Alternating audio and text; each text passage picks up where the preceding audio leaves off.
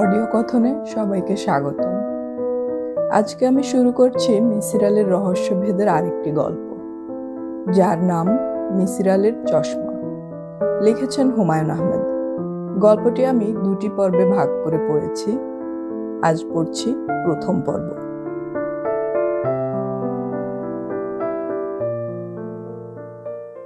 অদ্ভুত এক যন্ত্রে বাটির মতো জায়গা। বাটিতে থুতনি রেখে চোখ মেলে তাকিয়ে থাকতে হয়। যন্ত্রের ভেতর থেকে ক্ষণে ক্ষণে তীব্র আলো এসে চোখের ভেতর ঢুকে যায়। তখন বুকের ভেতর ধক করে ওঠে। মনে হয় কেউ একজন তীক্ষ্ণ এবং লম্বা একটা সূচ চোখের ভেতর দিয়ে মগজে ঢোকানোর চেষ্টা করছে। পরীক্ষা নিরীক্ষা শেষ হয়ে যাবার কথা, শেষ হচ্ছে না, কারণ ডাক্তার সাহেবের কাছে টেলিফোন এসেছে। তিনি উত্তেজিত ভঙ্গিতে কথা বলছেন। মিসির আলী বুঝতে পারছেন না তিনি কি বাটি থেকে থুতনি উঠিয়ে নেবেন, নাকি যেভাবে বসে আছেন সেভাবেই বসে থাকবেন। নড়ে গেলে যদি যন্ত্রের রিডিংয়ে গন্ডগোল হয়, তখন হয়তো আবার গোড়া থেকে শুরু করতে হবে। হিন্দিতে যাকে বলে ফির পেহলে সে। মিসির আলী নড়লেন না। ডাক্তার সাহেবের টেলিফোন আলাপ বন্ধ হবার জন্য অপেক্ষা করতে লাগলেন। ডাক্তার সাহেবের নাম হারুনুর রশিদ। নামের শেষে অনেকগুলো অক্ষর আছে। মনে হয় বিদেশের সব ডিগ্রি তিনি জোগাড় করে ফেলেছেন। ডাক্তার সাহেবের বয়স 50-এর কাছাকাছি হবার কথা। চুলে পাক ধরেনি, তবে দুই চোখের ভুরুর বেশ কিছু চুল পাকা। চিমটা দিয়ে ভুরুর পাকা চুলগুলো তুলে ফেললে তার বয়স আরো কম লাগতো। ভদ্রলোক বেঁটে, ভারী শরীর, গোলাকার মুখ। চোখের দৃষ্টিতে সারল্য আছে, তবে ভুরু ঝোপের মতো বলে দৃষ্টির সারল্য চোখে পড়ে না। তিনি ঝকঝকে সাদা অ্যাপ্রন পরে আছেন। অ্যাপ্রনটা তাকে মানিয়েছে। বেশিরভাগ ডাক্তারের গায়ে অ্যাপ্রন মানায় না। ডাক্তার হারুন এখন চরম রাগারাগি শুরু করেছেন। তার কথা শোনা যাচ্ছে, ওপাশের কথা শোনা যাচ্ছে না। মিসির আলীর ধারণা ওপাশে টেলিফোন ধরেছেন হারুন সাহেবের স্ত্রী। রাগারাগির ধরনটা সেরকম। ডাক্তার সাহেবের গলার স্বর ভারী এবং খসখসে। তার চিৎকার এবং হইচই শুনতে ভালো লাগছে। ডাক্তার সাহেব বলছেন, আমার সঙ্গে ফাজলামি করবে না। এই জিনিসটা আমার পছন্দ না, একেবারেই পছন্দ না। ওপাশ থেকে কেউ কিছু বলল। ডাক্তার সাহেব আবার বললেন, খবরদার পুরনো প্রসঙ্গ তুলবে না। তারপর আবার ওপাশ থেকে কেউ কিছু বলল। ডাক্তার আবার বললেন, কি, আমাকে বিয়ে করে তুমি ভুল করেছ? আর একবার এই কথাটা বলো তো, আর একবার শুধু বলে দেখো। মনে হচ্ছে ডাক্তার সাহেবের স্ত্রী আরেকবার এই কথাটি বললেন। এবার ডাক্তার বললেন, চিৎকার করছি? আমি চিৎকার করছি? আমি এক পেশেন্টের চোখ পরীক্ষা করছি। তুমি খুব ভালো করে জানো পেশেন্টের সামনে আমি চিৎকার চেঁচামেচি করি না। শাট আপ, শাট আপ বললাম। Yes, I say shut up and go to hell. Harun Misir আলীর দিকে তাকিয়ে বিরক্ত গলায় বললেন, আপনি এখনো এইভাবে বসে আছেন কি জন্য? আপনার চোখ দেখা তো শেষ। মিসির আলী বললেন, পরীক্ষা শেষ হয়েছে বুঝতে পারিনি, মাঝখানে আপনার টেলিফোন এলো। আপনার চোখ ঠিক আছে, শুধু প্রেশার হাই, গ্লুকোমা। একটা ড্রপ দিচ্ছি, ঘুমোবার আগে চোখে 1 ফোঁটা করে দেবেন, ভুল করবেন না। মিসির আলী বললেন, যদি ভুল করি তাহলে কি হবে? ডাক্তার নির্বিকার গলায় বললেন, অন্ধ হয়ে যাবেন আর কি। অন্ধ হয়ে যাব? হ্যাঁ, 15 দিন পর আবার আসবেন। ভালো কথা, আপনাকে ফি দিতে হবে না। মিসির আলী বিস্মিত হয়ে বললেন, কেন? হারুন বললেন, আপনাকে আমি চিনি, আপনি বিখ্যাত মানুষ। আমি বিখ্যাত মানুষদের কাছ থেকে ফি নেই না। বিখ্যাত মানুষরা 10 জায়গায় আমার কথা বলেন। তাদের কথার অনেক গুরুত্ব, এতে পয়সা দ্রুত বাড়ে। মিসির আলী বললেন, আপনি মনে হয় ভুল করছেন। আমাকে অন্য কারোর সঙ্গে গুলিয়ে ফেলেছেন। আমি বিখ্যাত কেউ না, আমি অতি সাধারণ একজন। হারুন ভুরু কুঁচকে বললেন, আপনার নাম কি? মিসির আলী। হারুন বললেন, তাহলে তো ভুলই করেছি, মেজর মিস্টেক। আমি আপনাকে নাটক করে এমন কেউ ভেবেছি। চেহারাটা খুবই পরিচিত লেগেছে। ভালো কথা, আপনি কি অভিনয় করেন? গত সপ্তাহে টিভিতে কি যেন একটা নাটক দেখলাম, আপনি সেখানে ছিলেন? জি না। অতি বোগাস এক নাটক। তারপরেও শেষ পর্যন্ত দেখেছি। নাটকের নামটা মনে পড়ছে না। ন দিয়ে নামের শুরু, এইটুকুই মনে পড়ছে। আচ্ছা শুনুন, আপনি হাফ ফি দেবেন। আমার 400 টাকা ফি, আপনি 200 দেবেন। হাফ কেন? প্রথমবার বাই মিস্টেক ফ্রি বলেছিলাম এই জন্য। আপনি আশা করে বসেছিলেন ফ্রি হয়ে গেছে।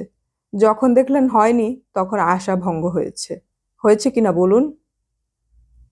মিসির আলি কি বলবেন ভেবে পেলেন না। বোঝা যাচ্ছে এই ডাক্তার বিচিত্র স্বভাবের। তার সঙ্গে চিন্তা ভাবনা ছাড়া কথা বলা ঠিক না। ফি দিয়ে চলে যেতে পারলে বাঁচা যেত।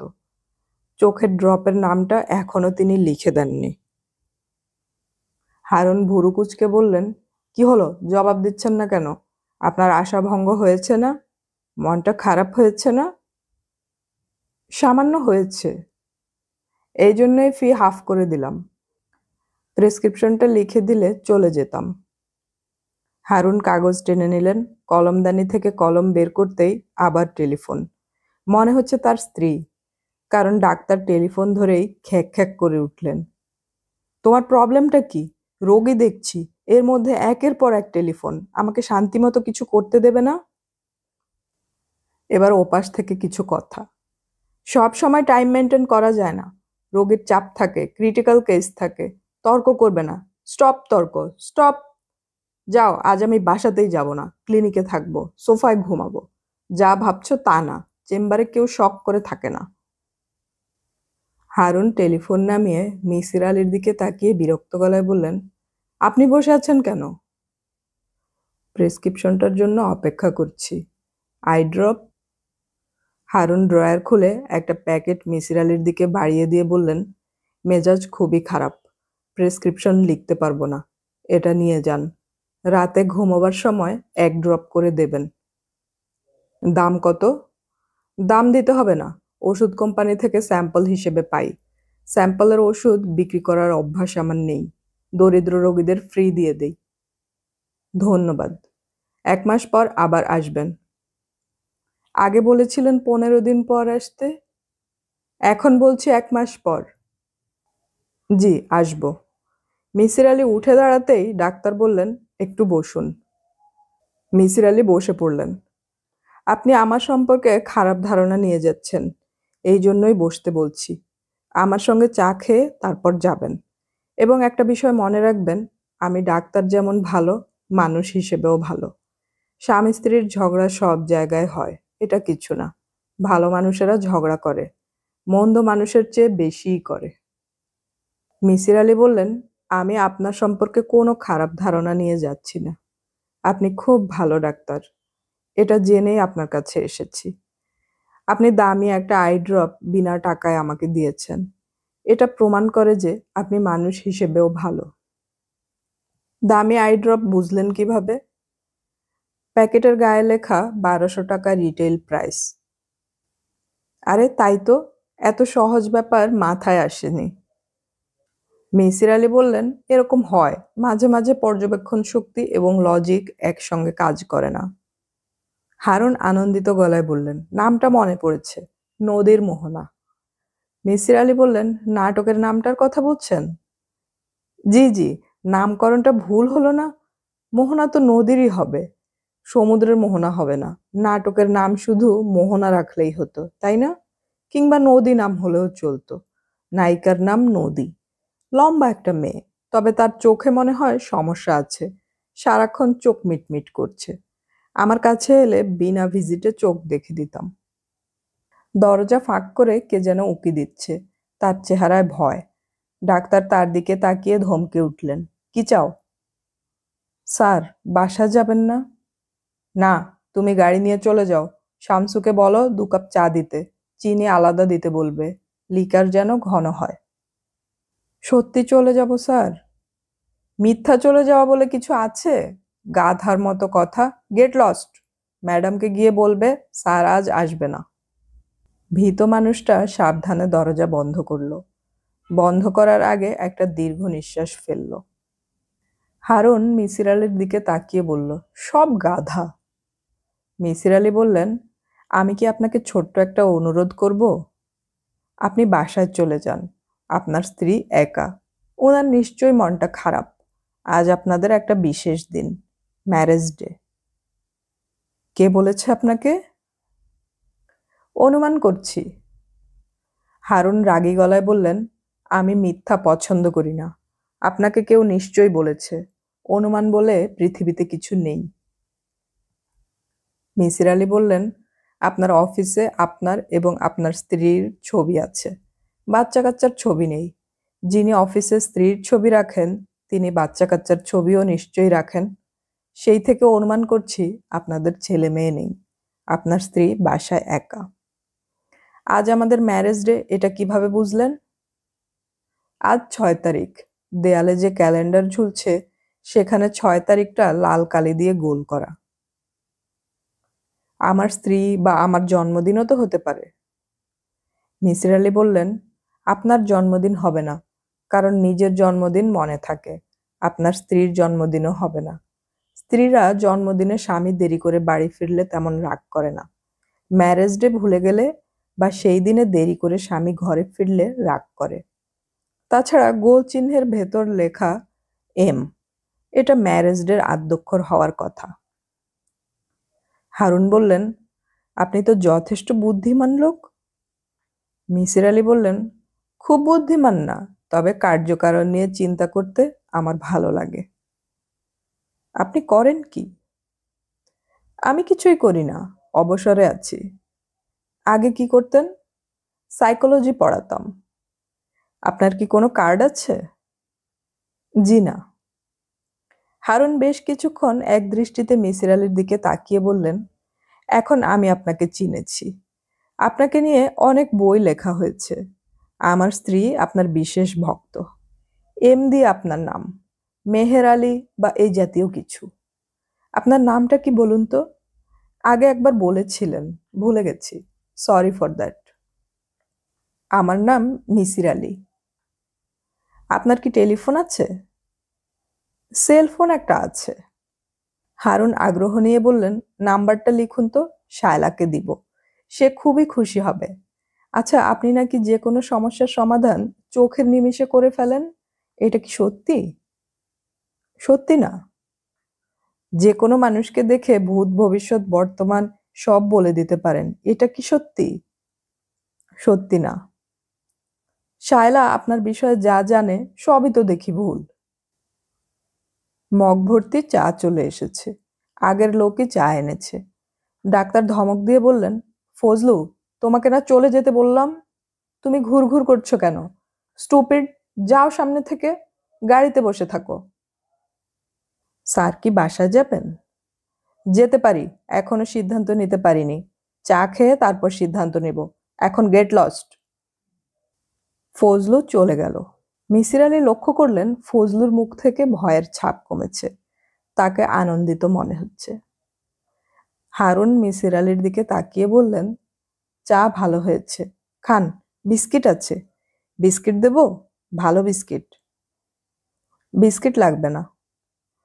হারুন সামান্য ঝুঁকে এসে খানিকটা গলা নামিয়ে বললেন, আপনি কি ভূত বিশ্বাস করেন? মিসির আলী বিস্মিত হয়ে বললেন, না। হারুন আনন্দিত গলায় বললেন, আমিও না। মিসির আলী বললেন, ভূতের প্রসঙ্গ এলো কেন? হারুন জবাব দিলেন না। তাকে এখন বিব্রত মনে হচ্ছে। মিথ্যা কথা ধরা পড়ে গেলে মানুষ যেমন বিব্রত হয়, সেরকম। মিসির আলী বললেন, আপনি কি ভূত দেখেছেন? হারুন ক্ষীণস্বরে বললেন, হুম। মিসির আলী বললেন, একটু আগেই বলেছেন আপনি ভূত বিশ্বাস করেন না। হারুন বললেন, ভূত দেখিনি, আত্মা দেখেছি, আত্মা। আমার মায়ের আত্মা। সেটাও তো এক ধরনের ভূত, তাই না? ও আচ্ছা। আমার সামনে যখন কোনো বড় বিপদ আসে তখন আমার মায়ের আত্মা এসে আমাকে সাবধান করে। তাই নাকি? জি। আত্মার গায়ে যে গন্ধ থাকে, এটা জানেন? মিসির আলী বললেন, জানি না। হারুন চাপা গলায় বললেন, গন্ধ থাকে, কেম্ফরের গন্ধ, বেশ কড়া গন্ধ। সব আত্মার গন্ধই কি কেম্ফরের, নাকি এক এক আত্মার গন্ধ এক এক রকম? হারুন বিরক্ত হয়ে বললেন, আমি তো আত্মা শুকে শুকে বেড়াই না যে বলবো কোন আত্মার গন্ধ কি। আমি শুধু আমার মার আত্মাকেই দেখি, তাও সব সময় না। যখন আমি বিপদে পড়ি তখন দেখি।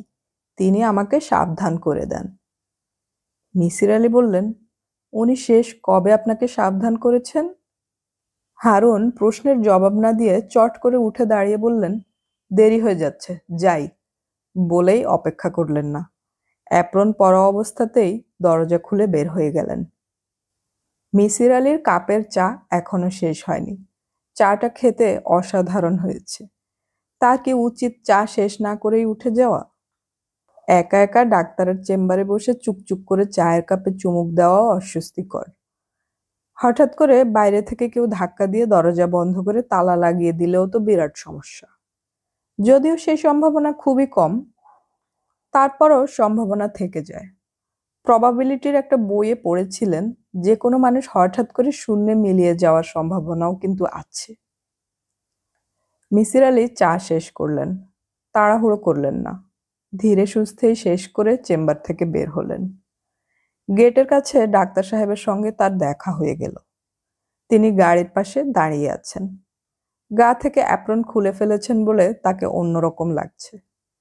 ডাক্তারের হাতে সিগারেট। তিনি মিসির আলির দিকে তাকিয়ে বললেন, গাড়িতে উঠুন, আপনাকে পৌঁছে দেই। আপনি থাকেন কোথায়? মিসির আলি বললেন, আমি জিগাতলায় থাকি। আপনাকে পৌঁছাতে হবে না, আমি রিক্সা নিয়ে চলে যাব। আপনাকে গাড়িতে উঠতে বলেছি, উঠুন। ড্রাইভারের পাশের সিটে বসবেন। মিসির আলি উঠলেন। এই মানুষটাকে না বলে লাভ হবে না।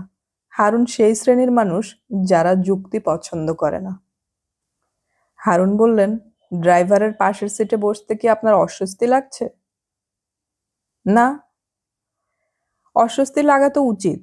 আমি আরাম করে পেছনের সিটে বসবো আর আপনি ড্রাইভারের পাশে হেল্পারের মতো বসবেন, এটা তো এক ধরনের অপমান। আপনি অপমান বোধ করছেন না? মিসির আলি বললেন, অপমান বোধ করছি না। তাছাড়া গাড়ির ড্রাইভার চালাবে না, আপনি চালাবেন। এই ক্ষেত্রে আপনার পাশে বসাই শোভন। গাড়ি আমি চালাবো আপনি বুঝলেন কিভাবে? মিসির আলি বললেন, আপনি গাড়ি নিয়ে চলে যাননি, আমার জন্য অপেক্ষা করছিলেন। কারণ আপনি আমাকে আরো কিছু বলতে চান। সেই ক্ষেত্রে আপনি আমাকে আপনার পাশে বসাবেন, এটাই স্বাভাবিক। আমাকে ড্রাইভারের পাশে বসিয়েছেন, সেখান থেকে ধারণা করছি গাড়ি আপনি চালাবেন। হারুন হাই তুলতে তুলতে বললেন, ঠিকই ধরেছেন, আপনার বুদ্ধি ভালো। আমার বুদ্ধি নেই। স্কুলে আমার নাম ছিল হাবা হারুন। হারুন নামে কেউ আমাকে ডাকতো না, সবাই ডাকতো হাবা হারুন। কলেজে আমার নাম হলো হাহা। হাবা থেকে হা এবং হারুন থেকে হা নিয়ে হলো হাহা। গাড়ি মিরপুর সড়কে উঠে এসেছে। রাত 11টার কাছাকাছি। এখনো রাস্তায় ভিড়। গাড়ি চলছে ধীর গতিতে, প্রায়ই থামতে হচ্ছে। হারুন বিরক্ত হচ্ছেন না।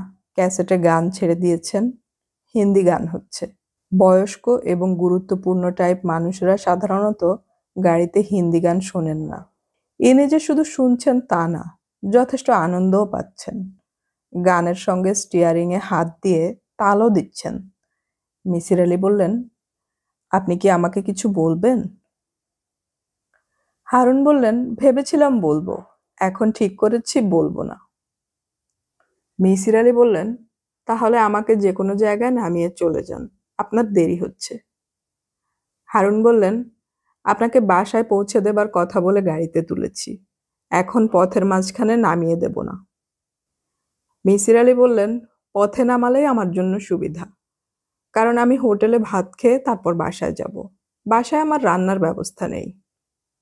আমি আপনাকে বাসায় নামিয়ে দেব, সেখান থেকে আপনি যেখানে ইচ্ছে যাবেন। আই কিপ মাই ওয়ার্ডস। মিসির আলি চুপ করে গেলেন। অসময়ে চা খাওয়ার জন্য ক্ষুধা মরে গিয়েছিল, এখন আবার তার অস্তিত্ব টের পাওয়া যাচ্ছে। কলিজা ভুনা খেতে ইচ্ছা করছে। ঝাল কলিজা ভুনা, সঙ্গে পেঁয়াজ কাঁচামরিচ। মিসির আলি সাহেব? জি। কোনো গন্ধ কি পাচ্ছেন? এয়ার ফ্রেশনারের গন্ধ পাচ্ছি। হারুন গান বন্ধ করে দিয়ে বললেন, এয়ার ফ্রেশনারটার গন্ধ আপনার কাছে কেমন লাগছে? মোটামুটি লাগছে। এয়ার ফ্রেশনারের গন্ধ আমার কখনোই ভালো লাগে না। হারুন বললেন, আপনি কেমফোরের গন্ধ পাচ্ছেন। গাড়িতে কোনো এয়ার ফ্রেশনার নেই। আমার মায়ের আত্মা আমাদের সঙ্গে আছে বলেই এই গন্ধ। ও আচ্ছা। আপনি খুব হেলাফেলা করে ও আচ্ছা বলছেন। এটা ঠিক করেননি। আমি সিজিওফ্রেনিক পেশেন্ট না।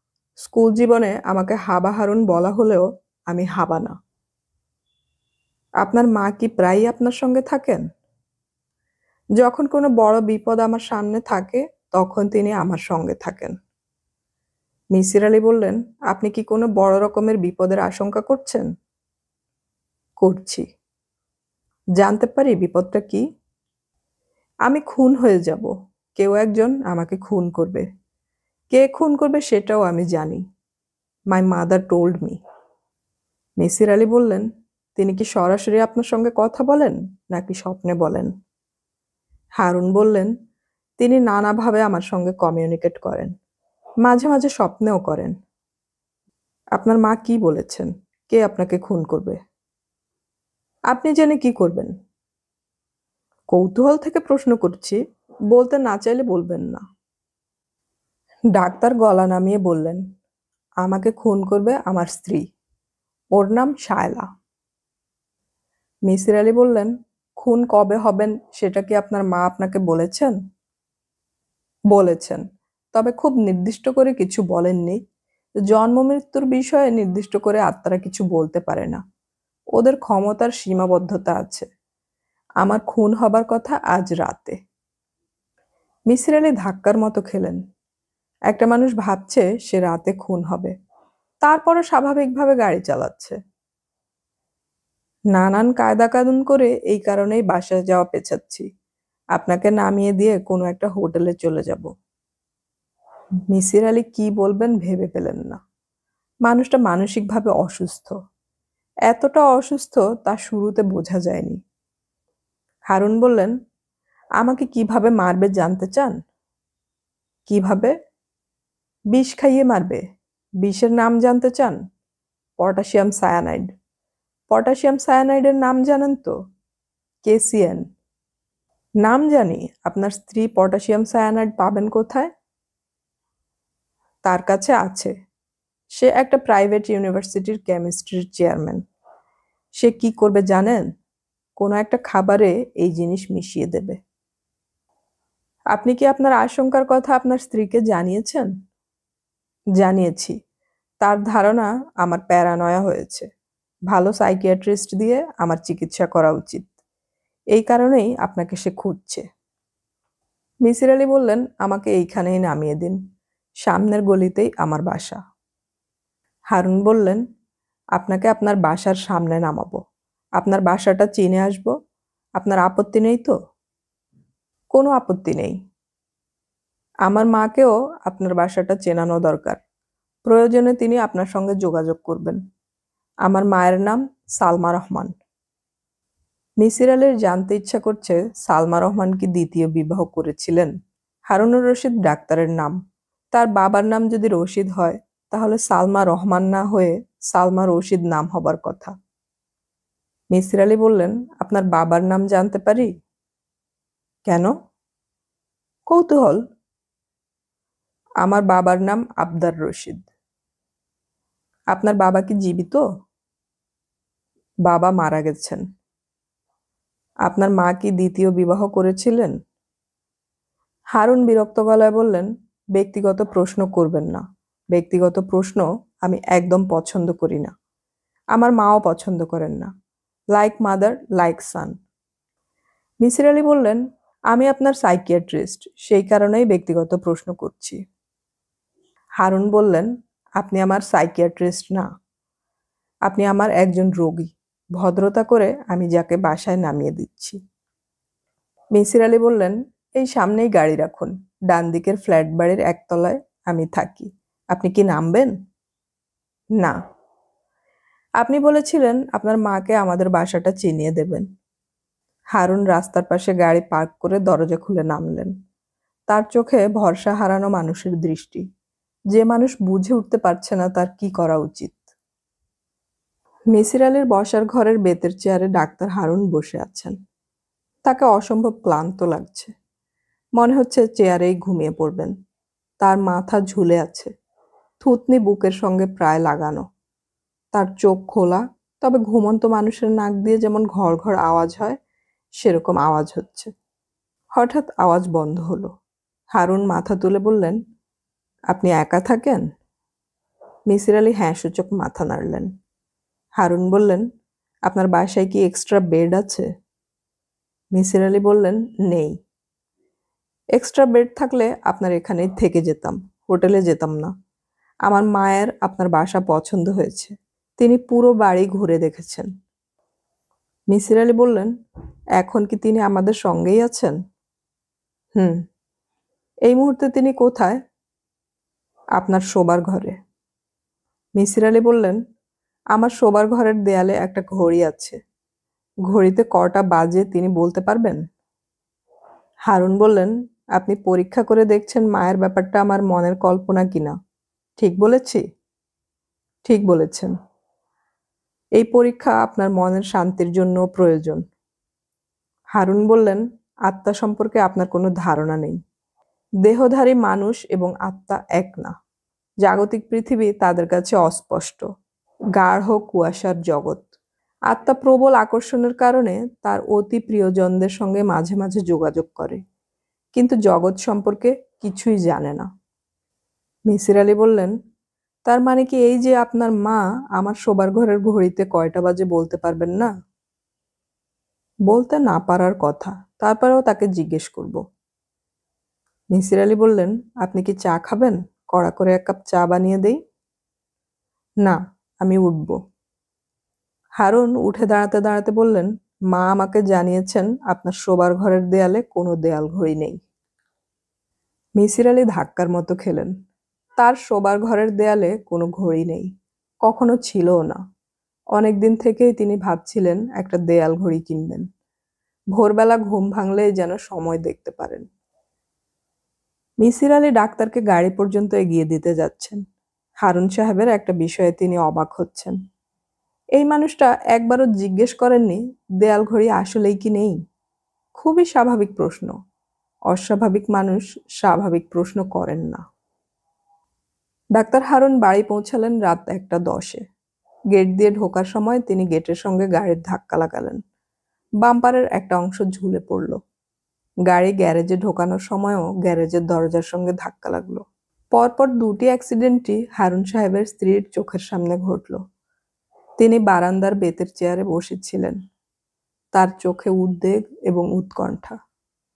বারান্দার বাতি নেভানো, বাইরে থেকে তাকে দেখা যাচ্ছে না। তিনি আজ সুন্দর করে সেজেছেন। কলাপাতা রঙের সিল্কের শাড়ি পরেছেন, কপালে টিপ দিয়েছেন।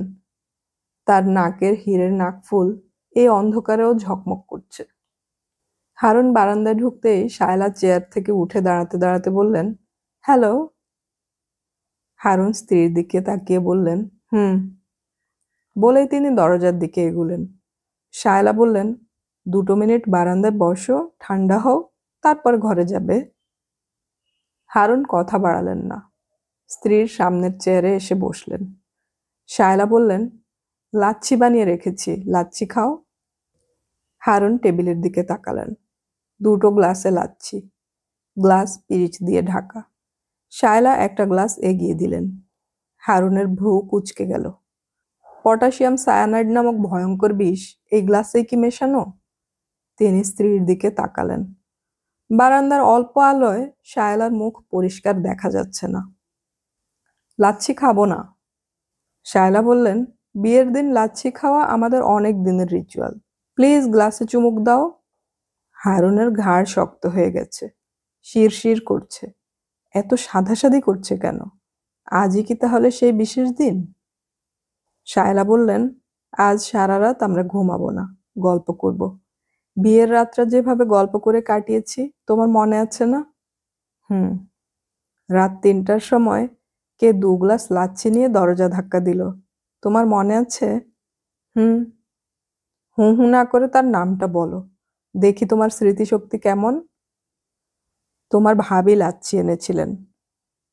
গুড। তোমার স্মৃতিশক্তি ভালো। এখন লক্ষ্মী ছেলের মতো লাচ্ছিটা খাও। আমি অনেক যত্ন করে বানিয়েছি। হারুন একবার ভাবলেন হাত বাড়িয়ে বলবেন, তোমার হাতের লাচ্ছিটা আমাকে দাও, আমারটা তুমি খাও। যুক্তি দিয়ে বললে সে সন্দেহ করবে না। বললেই হবে তোমার হাতের গ্লাসটা বেশি পরিষ্কার, ওই গ্লাসটা দাও। শায়লা বললেন, কি হলো, চুমুক দাও। হারুন হাত ঘড়ির দিকে তাকালেন। মৃত্যুর সঠিক সময়টা জানা দরকার। অবশ্য জেনেও কোনো লাভ নেই, তিনি কাউকে বলে যেতে পারবেন না। 1:13 21 সেকেন্ড সময়ে তিনি মারা গেছেন। ঘড়ির দিকে তাকিয়েই হারুন গ্লাসে চুমুক দিলেন। সেকেন্ডের কাঁটা নড়ছে।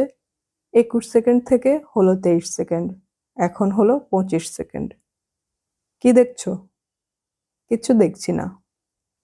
লাচ্ছিটা খেতে ভালো হয়েছে না? হুম। বিয়ের রাতের মতো হয়েছে? হুম। ওই লাচ্ছিটার দই ঘরে পাতা ছিল। হুম। তুমি দেখে হুঁ হুঁ করেই যাচ্ছ। ভালো কথা। তুমি চায়ের মতো চুকচুক করে খাচ্ছ কেন? একটানে শেষ করো। হারুন একটানে গ্লাস শেষ করলেন। ঘড়ি থেকে চোখ ফিরিয়ে নিলেন। মৃত্যু হলে এতক্ষণে হয়ে যেত।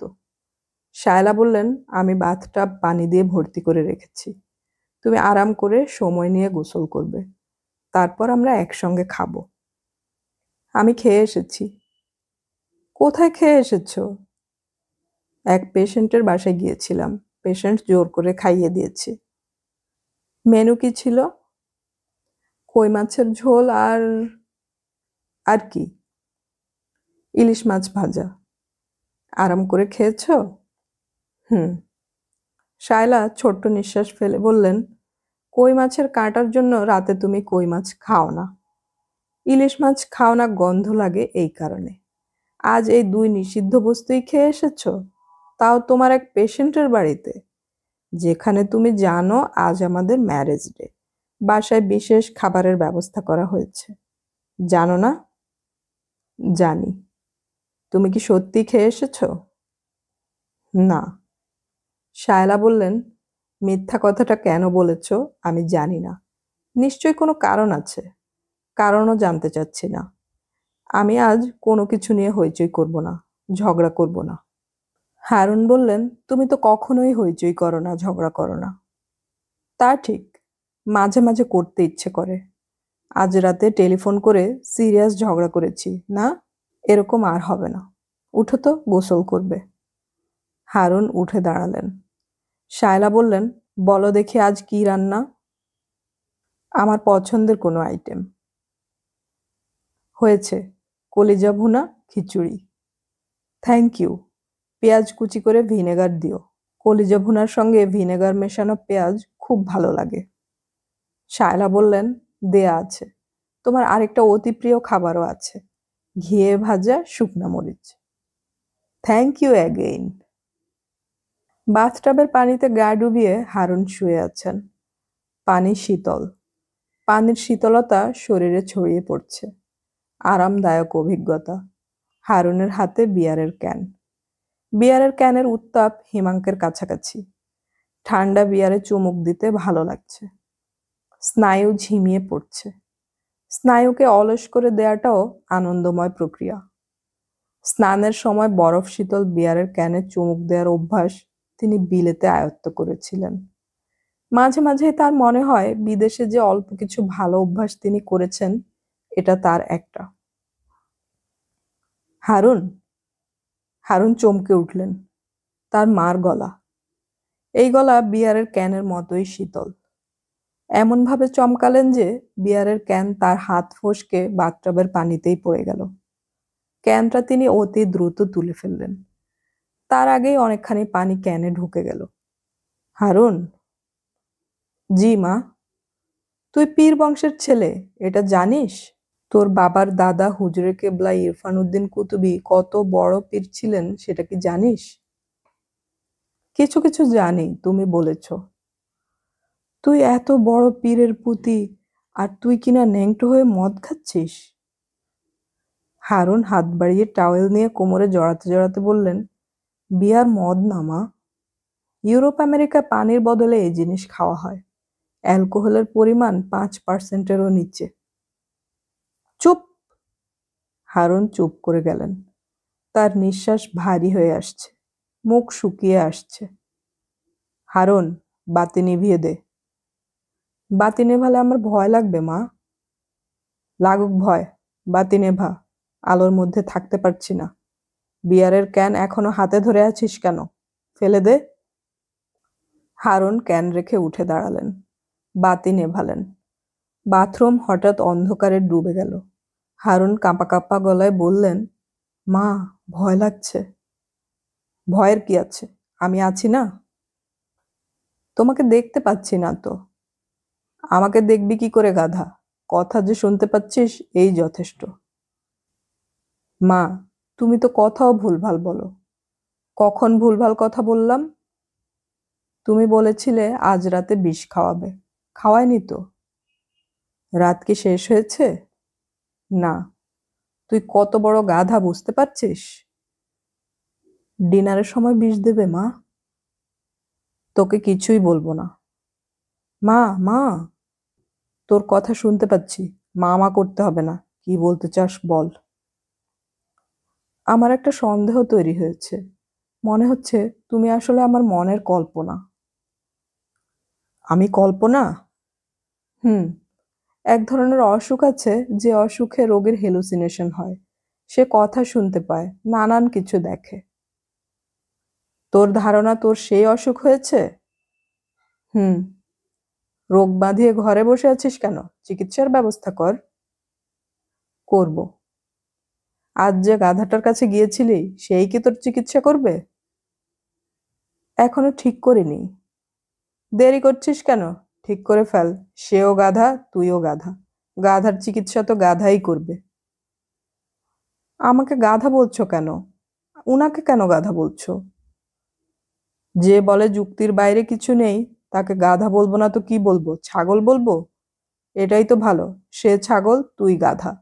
গাধা শোন, রাতে খেতে গিয়ে দেখবি কলিজা ভুনা 2টা প্লেটে রাখা। একটা তোর জন্য, একটা তার জন্য। তোরটায় বিষ দেয়া। যা বলার আমি বলে দিলাম। এখন বাতি জ্বালা। তোর বউ এক্ষুনি তোকে খেতে ডাকবে।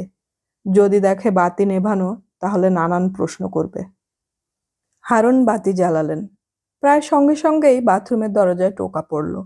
শায়লা বললেন, এই এতক্ষণ লাগাচ্ছ কেন? টেবিলে খাবার দেওয়া হয়েছে, সব তো ঠান্ডা হয়ে যাচ্ছে। হারুন খেতে বসেই বললেন, কলিজা ভুনা 2টা বাটিতে কেন? শায়লা বললেন, তোমারটা ঝাল দিয়েছি। আমি ঝাল খেতে পারি না বলে আমারটা আলাদা। ঝাল খাওয়া তো আমিও ছেড়ে দিয়েছি। কবে ছাড়লে? হারুন আমতা করছেন। কি বলবেন ভেবে পাচ্ছেন না। শায়লা বললেন, তুমি ঝাল খাওয়া ছেড়ে দিয়েছ এই তথ্য জানতাম না। এইমাত্র জানলাম। এখন থেকে সবকিছুই কম ঝালে রান্না হবে। আজ খেয়ে ফেলো প্লিজ। শায়লা স্বামীর প্লেটে কলিজা ভুনা তুলে দিলেন। হারুন খাচ্ছেন। খেতে অসাধারণ হয়েছে। ভিনেগার দেয়া পেঁয়াজের কারণে কলিজা ভুনার স্বাদ 10 গুণ বেড়ে গেছে। হারুন ঘড়ি দেখলেন। 6 মিনিট ধরে খাচ্ছেন। পটাশিয়াম সায়ানাইড দেয়া থাকলে অনেক আগেই কর্ম কাবার হয়ে যেত। মা আবার ভুল করলেন। খাবারে পটাশিয়াম সায়ানাইড দেয়া থাকলে মন্দ হতো না। এক ধাক্কায় সব ঝামেলা থেকে মুক্তি। মৃত্যুর পর মায়ের মতো আত্মা হয়ে যেখানে ইচ্ছা ঘুরে বেড়ানো যেত। হারুন ঠিক করলেন, আত্মা হতে পারলে তিনি মাঝে মাঝে শায়লাকে ভয় দেখাবেন। ধরা যাক সে ক্লাস নিচ্ছে, সেকেন্ড ল অব থার্মোডিনামিক্স পড়াচ্ছেন। তিনি হঠাৎ ঘাড়ের কাছে বড় করে নিঃশ্বাস ফেললেন। কিংবা রাতে শায়লা যখন ঘুমোবে, তিনি তার পায়ের বুড়ো আঙ্গুল কামড়ে ধরবেন। আত্মারা কি কামড়াতে পারে? মাকে জিজ্ঞেস করে জানতে হবে। কি ভাবছো? কিছু ভাবছি না। তোমাকে দেখে মনে হচ্ছে তুমি কিছু নিয়ে চিন্তা করছো। হারুন দীর্ঘ নিঃশ্বাস ফেলে বললেন, আত্মা নিয়ে চিন্তা করছি। সোল।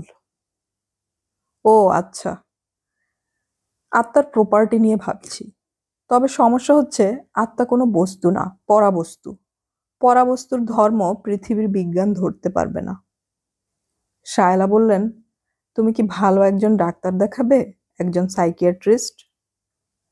দেখাবো, মিসির আলি সাহেবকে দেখাবো। ওনার সঙ্গে আজ দেখা হয়েছে। সত্যি? শায়লা, তুমি জানো আমি মিথ্যা কথা বলি না, জানো না? জানি। হারুনের খাওয়া শেষ হয়েছে, পানি খাওয়া দরকার। পানির গ্লাসের দিকে হাত বাড়িয়েও শেষ পর্যন্ত গুটিয়ে নিলেন। তার মন বলছে পানির গ্লাসে মেশানো আছে ভয়ঙ্কর কেসিএন। অবশ্যই পানির গ্লাসে মেশানো। পানি হবে বর্ণহীন, এই গ্লাসের পানি নীলচে। মিসির আলি কুরিয়ারে একটা দীর্ঘ চিঠি পেয়েছেন। চিঠি প্রেরকের নাম শায়লা রশিদ। পুনশ্চতে লেখা, ডক্টর হারুন রশিদ নামে যে চোখের ডাক্তার আপনার চিকিৎসা করছেন, আমি তার স্ত্রী। 10 পৃষ্ঠার দীর্ঘ চিঠি এক বৈঠকে লেখা, এটা বোঝা যাচ্ছে। চিঠি লিখতে লিখতে উঠে গিয়ে আবার লিখতে বসলে শুরুর লেখায় টান ভাব কমে যায়, লেখার গতি কমে যায় বলে এটা হয়। চিঠি না পড়েই মিসির আলি পত্রলেখিকার বিষয়ে কিছু সিদ্ধান্তে পৌঁছলেন। মহিলা ধৈর্যশীলা, যিনি এক বৈঠকে এত বড় চিঠি লিখবেন, তার ধৈর্য থাকতেই হবে। মহিলা শান্ত, তার মধ্যে অস্থিরতা নেই। মানসিক অস্থিরতার ছাপ লেখায় চলে আসে। এই মহিলার হাতের লেখায় অস্থিরতা নেই। মহিলা অত্যন্ত গোছানো, কারণ তিনি চিঠি লেখার সময় বাংলা ডিকশনারি পাশে নিয়ে বসেছেন। ভুল বানান ডিকশনারি দেখে শুদ্ধ করেছেন। প্রতিটি ভুল বানান কেটে শুদ্ধ বানান লিখেছেন। মহিলা বুদ্ধিমতী, কারণ তিনি ব্যবস্থা করেছেন যেন মিসির আলি পুরো চিঠি পড়েন। সম্বোধনেই সেই ব্যবস্থা করা। মহিলা মিসির আলিকে বাবা সম্বোধন করেছেন। বাবা সম্বোধনে লেখা চিঠি অগ্রাহ্য করা কোনো পুরুষের পক্ষেই সম্ভব না। মেয়েদের পক্ষে মা সম্বোধনের চিঠি অগ্রাহ্য করা খুবই সম্ভব। তারা নানানভাবে মা ডাক শুনে অভ্যস্ত। পুরুষেরা বাবা শুনে অভ্যস্ত না। কেউ বাবা ডাকলেই সেই ডাক পুরুষদের মাথার ভেতরে ঢুকে যায়। মিসির আলি চিঠি পড়তে শুরু করলেন। তার হাতে একটা লাল কালির বল পয়েন্ট। চিঠির কোনো কোনো জায়গায় লাল কালি দিয়ে আন্ডারলাইন করতে হবে বলে তার ধারণা। এই কাজটা প্রথম পড়াতেই শেষ হয়ে যাওয়া ভালো। প্রিয় বাবা, আমার বিনীত সালাম নিন। মিসির আলি লাল কালি দিয়ে প্রিয় বাবা আন্ডারলাইন করলেন। সম্বোধন পড়ে আপনি নিশ্চয়ই অবাক হয়েছেন। একজন চিরকুমার মানুষের কন্যা থাকার কথা না। কন্যা স্থানীয় অনেকেই থাকবে, তারা বাবা ডাকবে না, চাচা ডাকবে, কিংবা আধুনিক কেতায় আঙ্কেল ডাকবে। আপনাকে আমি কেন বাবা ডাকছি তা অন্য কোনো দিন ব্যাখ্যা করব। মিসির আলি আবারও লাল কালি দিয়ে দাগ দিলেন। অন্য কোনো দিন ব্যাখ্যা করব, এই বাক্যের নিচে দাগ পড়ল। আপনি অনেকের অনেক জটিল সমস্যার সহজ ব্যাখ্যা দিয়ে সবাইকে চমকে দিয়েছেন। আমি আপনাকে অতি জটিল একটা সমস্যা দিচ্ছি। সমস্যার ব্যাখ্যা আমি নিজে নিজে বের করেছি। ব্যাখ্যা ঠিক আছে কিনা তা শুধু আপনি বলে দিবেন। এই দীর্ঘ চিঠিতে আমি শুধু সমস্যাটি বলবো, ব্যাখ্যায় যাব না। আপনি রহস্য সমাধানের পর আমি আমার সমাধান বলবো। আপনার সঙ্গে রহস্য সমাধান খেলা আমি খেলতে পারি না। আমার ধৃষ্টতা ক্ষমা করবেন। যাই হোক, এখন সমস্যাটি বলি। অল্প বয়সে আমার বাবা মা দুজনেই মারা যান। আমি বড় হই আমার ছোট চাচার আশ্রয়ে। চাচা চাচি দুজনই মহাপুরুষ পর্যায়ের মানুষ ছিলেন। আমার বাবা মা নেই, এটা তারা কোনোদিনই বুঝতে দেননি। ছোট চাচিকে আমি চাচি না ডেকে সবসময় মা ডেকেছি। চাচাকে বাবা ডাকতে শুরু করেছিলাম, চাচা ডাকতে দেননি। মিসির আলি লাল কলমে পুরোটা দাগ দিলেন। তার ভুরু সামান্য কুঞ্চিত হলো। মেয়েটি তাকে কেন বাবা সম্বোধন করেছে তা মনে হয় পরিষ্কার হতে শুরু করেছে। সে নিজের বাবাকে বাবা ডাকতে পারেনি, চাচাকে ডাকতে গিয়েছিল, অনুমতি পায়নি। কাউকে বাবা ডাকার তীব্র ইচ্ছা থেকেই কি বাবা সম্বোধন? মেয়েটি কি একজন ফাদার ফিগার খুঁজছে? আমার চাচা চাচি অনেক যাচাই বাছাই করে আদর্শ এক পাত্রের সঙ্গে আমার বিয়ে দিলেন। পাত্র আদর্শ, কারণ তার চেহারা রাজপুত্রের মতো। আফ্রিকান কালো রাজপুত্র না, গ্রিক রাজপুত্র, আর্য সন্তান। আপনি তো আমার স্বামীকে দেখেছেন, বলুন সে রাজপুত্র না? এখন অবশ্য চিন্তায় ভাবনা চোখের নিচে কালি জমেছে, মাথায় টাক পড়েছে। মন্ত্রীপুত্র টেকো হলেও মানিয়ে যায়, টাক মাথার রাজপুত্র মানায় না। যাই হোক, আমার রাজপুত্র ডাক্তার, পড়াশোনা করেছেন আমেরিকায়, ব্রিলিয়ান্ট ছাত্র। চোখের কর্নিয়া রিপ্লেসমেন্টের একটি বিশেষ অপারেশন তার আবিষ্কার। মেডিকেল জার্নালে হারুনস কর্নিয়া গ্রাফটিং হিসেবে এর উল্লেখ আছে। এই রাজপুত্রের ঢাকা শহরের ওয়ারিতে একটি দোতলা বাড়ি আছে। বাড়ির নাম ছায়া কুটির। ছায়া আমার শাশুড়ির ডাকনাম। আমার শ্বশুর সাহেব স্ত্রীকে যে নামে ডাকতেন, বাড়ির কপালেও সেই নাম জুটল। তাদের দুটা গাড়ি আছে, একটা কালো রঙের মরিস মাইনর, একটা লাল রঙের ভক্সওয়াগন। আমার শ্বশুর সাহেব ব্যাংকার ছিলেন, হাসি খুশি ফুর্তিবাজ মানুষ। বিয়ের পানচিনিতে তাকে আমি প্রথম দেখি। আমাকে পাশে বসিয়ে তিনি বললেন, আমার ছেলে আমাকে ডাকে বাবুই। তাকে শেখানো হয়েছিল বাবাই ডাক। সে ডাক শুরু করলো বাবুই। আমি তার কাছে হয়ে গেলাম পক্ষী। তুমিও আমাকে বাবুই ডাকবে। পুত্র এবং পুত্রবধূ দুজনের কাছে আমি পক্ষী হিসেবে থাকবো। হা হা হা হা। আমার শ্বশুর সাহেবকে আমার বাবুই ডাকা হয়নি। আমাদের বিয়ে হলো রাত 8টায়। উনি সেই রাতেই 11টার দিকে মারা গেলেন। বিয়ের আনন্দবাড়ি শোকে ডুবে গেল। আমার শাশুড়ি এমনভাবে আমার দিকে তাকালেন যেন আমি সাক্ষাৎ ডাইনি। আমার কারণেই আমার শ্বশুর মারা গেছেন। আমি দিশেহারা হয়ে পড়লাম। বাসর রাত নিয়ে কত সুন্দর সুন্দর গল্প শুনেছি।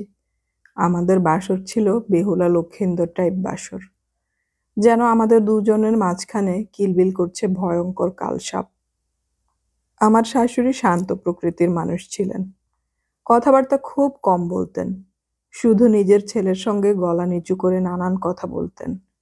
তিনি এক অর্থে ভাগ্যবতী ছিলেন। ছেলে পেয়েছেন মাতৃভক্ত। বিদ্যাসাগর মায়ের জন্য সাঁতরে দামোদর নদী পার হয়েছিলেন। আমার শাশুড়ির ছেলে মায়ের জন্য সাঁতরে যমুনা পার হতো, যদি সে সাঁতার জানত। হারুন সাঁতার জানে না। হারুনের মাতৃভক্তির নমুনা না দিলে আপনি বুঝবেন না। আমি নমুনা দিচ্ছি। আমার শাশুড়ি তার শোবার ঘরের দরজা কখনো বন্ধ করতেন না। সারা রাত দরজা খোলা থাকতো, কারণ তার ছেলের ভয় পাওয়া রোগ আছে। ভয় পেলে সে যেন যে কোনো সময় মার ঘরে যেতে পারে, সেজন্য এই ব্যবস্থা। এমন অনেকবার হয়েছে গভীর রাতে ঘুম ভেঙে দেখেছি আমার বিছানার পাশে সে নেই। আমি আমার শাশুড়ির ঘরে উঁকি দিয়ে দেখেছি মাতা পুত্র খাটের উপর বসে গল্প করছে। দুজনেই আনন্দিত। আমি সব সময় চেষ্টা করতাম ওরা যেন আমার উপস্থিতি টের না পায়, কিন্তু প্রতিবারই আমার উপস্থিতি আমার শাশুড়ি টের পেতেন এবং বিরক্ত কিন্তু শান্ত গলায় বলতেন, বৌমা তুমি শুয়ে পড়ো, আমি ওকে পাঠাচ্ছি। আমার এবং হারুনের আলাদা কোনো জীবন ছিল না। মনে করুন রেস্টুরেন্টে খেতে যাব, সেখানেও আমার শাশুড়ি। হারুন মাকে ছাড়া কোথাও যাবে না। আমার শাশুড়ি আপত্তি করতেন। তিনি বলতেন, তোরা দুজন যাচ্ছিস যা, আমি কেন?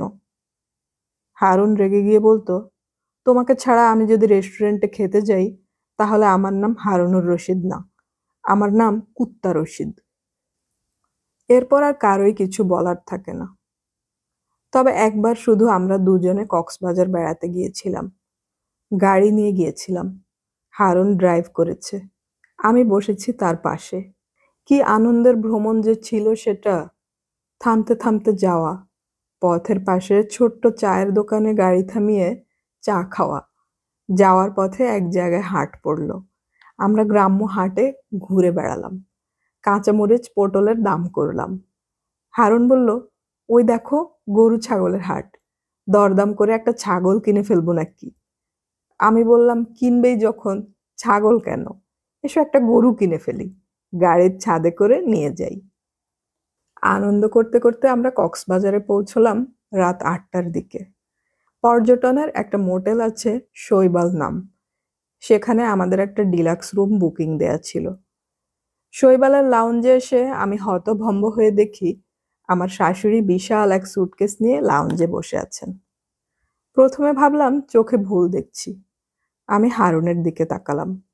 সে আনন্দিত গলায় বলল, শায়লা, মাকে দেখে তুমি সারপ্রাইজড হয়েছ না, কি বলো? আমি শীতল গলায় বললাম, হ্যাঁ হয়েছি। সে বলল, বেশি সারপ্রাইজ না মিডিয়াম সারপ্রাইজ? আমি বললাম, বেশি সারপ্রাইজ। হারুন বলল, তোমাকে সারপ্রাইজ দেওয়ার জন্য আমি এই কাজ করেছি। মাকে প্লেনের টিকিট কেটে দিয়ে এসেছিলাম, আমরা রওনা হবার পর মা প্লেনে উঠেছেন, আমাদের আগে পৌঁছেছেন। ভালো করেছি না?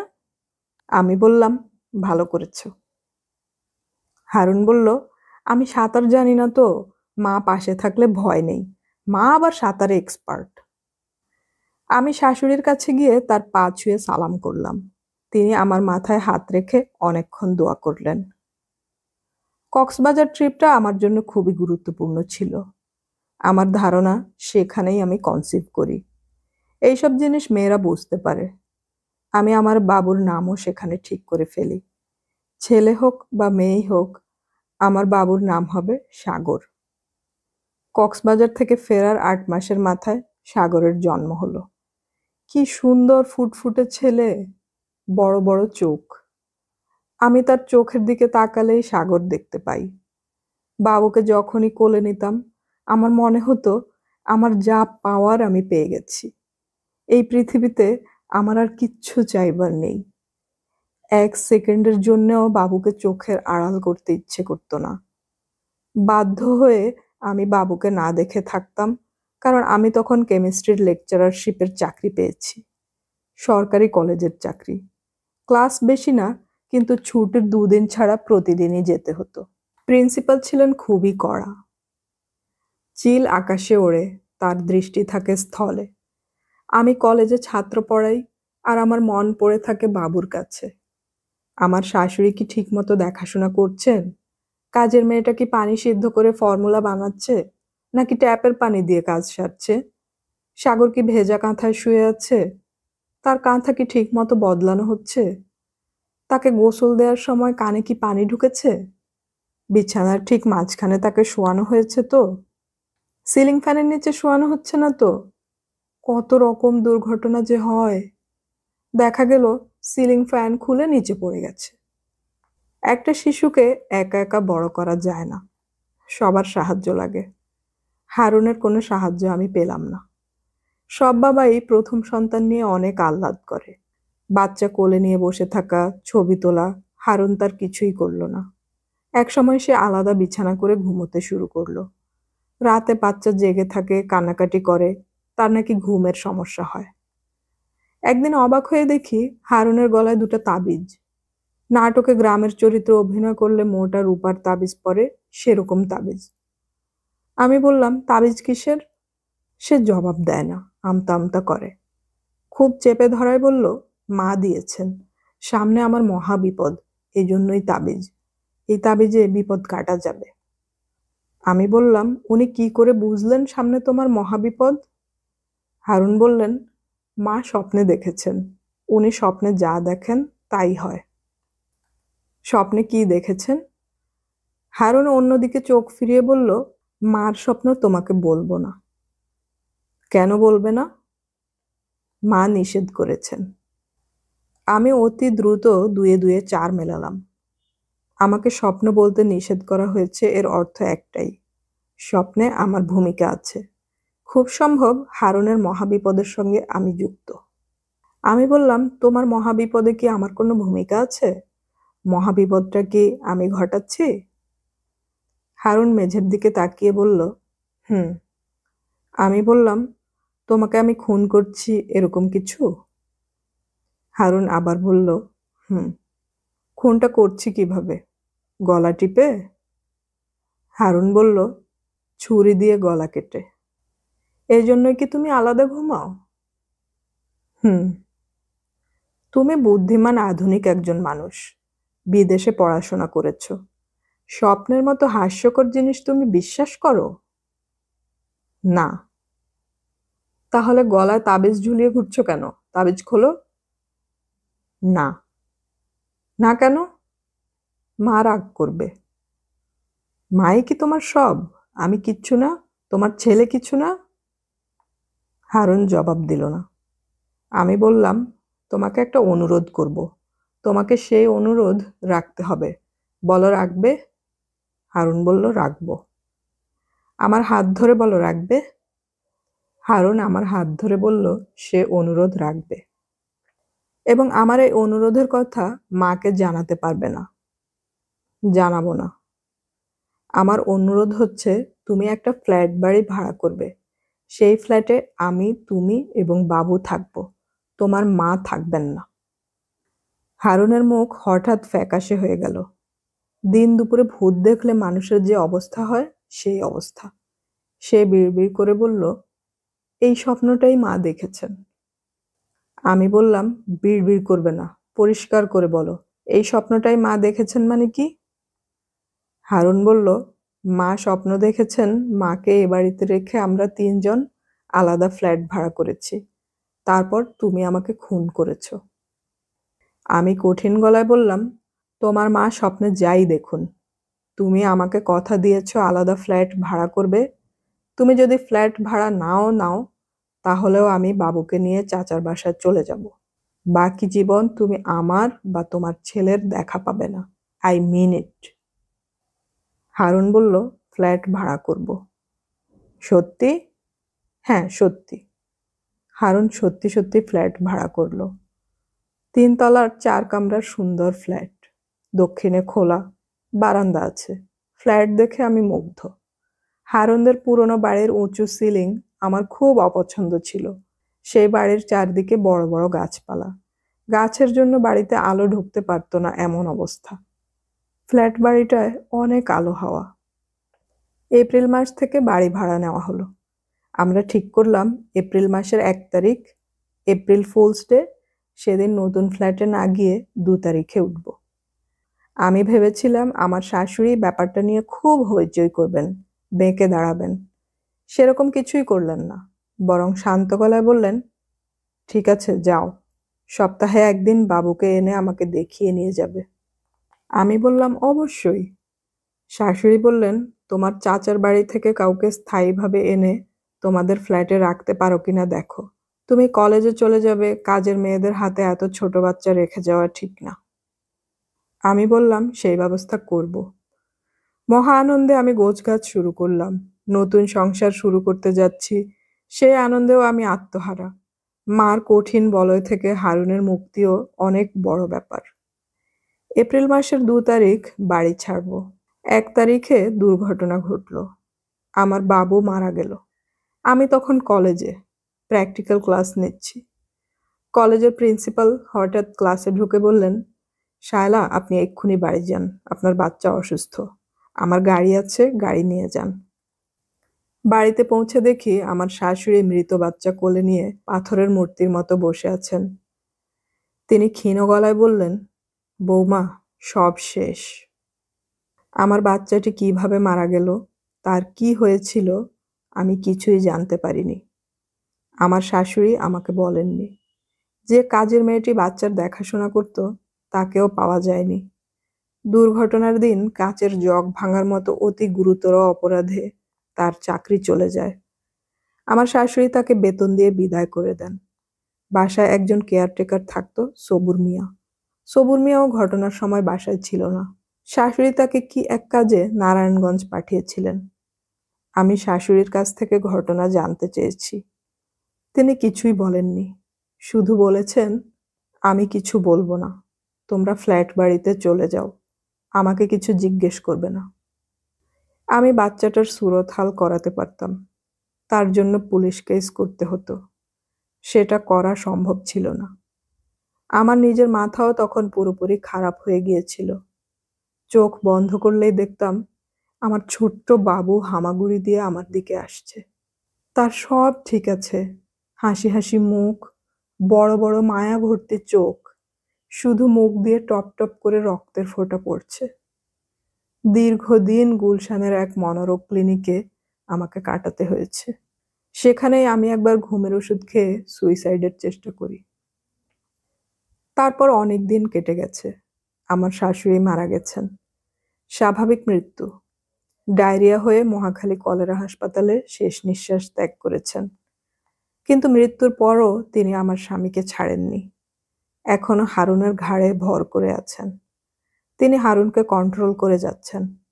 হারুন তার জীবিত মায়ের দ্বারা যেভাবে চালিত হতো, মৃত মাও তাকে সেইভাবেই চালিত করছে।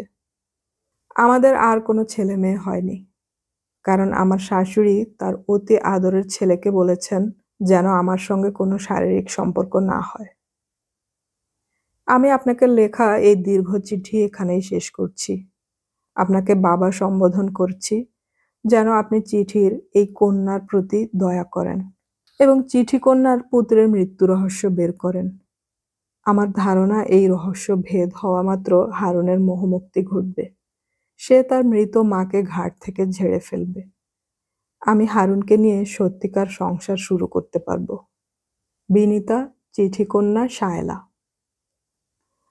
পুনশ্চ ১। বাবা, আপনি আমার এই চিঠির বিষয়টি যদি হারুনের কাছ থেকে লুকিয়ে রাখেন তাহলে খুব খুশি হব। সে এমনিতেই মানসিকভাবে বিপর্যস্ত। চিঠির বিষয় জানলে সে আরো আউলায়ে যাবে।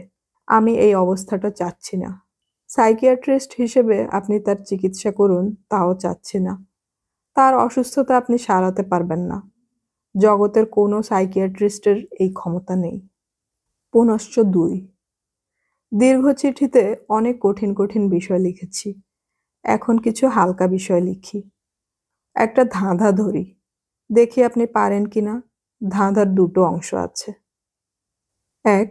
এমন একটি প্রাণী যে বাস করে পানিতে, কিন্তু সে স্থলের প্রাণী। স্থলের প্রাণী হয়েও একবারও সে স্থলে যায় না, জীবন পার করে দেয় পানিতে। প্রাণীটির নাম কি? ২। এটিও একটি প্রাণী। এই প্রাণীটি জলের প্রাণী। তার জন্ম মৃত্যু সবই কিন্তু স্থলে। জলজ প্রাণী হয়েও সে একবারও জলের ধারে কাছে যায় না। বাবা, আপনি কি বিরক্ত হলেন? চিঠির জন্য বিরক্ত না হলেও পুনশ্চতে যে ধাঁধার কথা লিখেছি তার জন্য নিশ্চয়ই বিরক্ত হয়েছেন। এই ধাঁধা দুটির একটা সমস্যা আছে। উত্তর না জানলে অনেক কষ্ট হয়, নিজেকে তুচ্ছ মনে হয়। আমি অনেক দিন এই কষ্টের ভিতর দিয়ে গিয়েছি।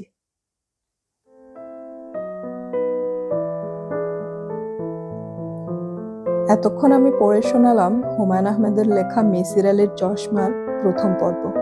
অডিও কথনে আমাদের গল্প পাঠ ভালো লাগলে চ্যানেলটি সাবস্ক্রাইব করে রাখুন এবং বন্ধুদেরকে শেয়ার করুন। কমেন্ট করে আপনার গল্প শোনার অনুভূতি অবশ্যই জানাবেন। আমাদের পরবর্তী গল্প শোনার আমন্ত্রণ রইল। গল্প পড়ি, গল্প শুনি, বাংলা গল্প ছড়িয়ে পড়ুক সবখানে।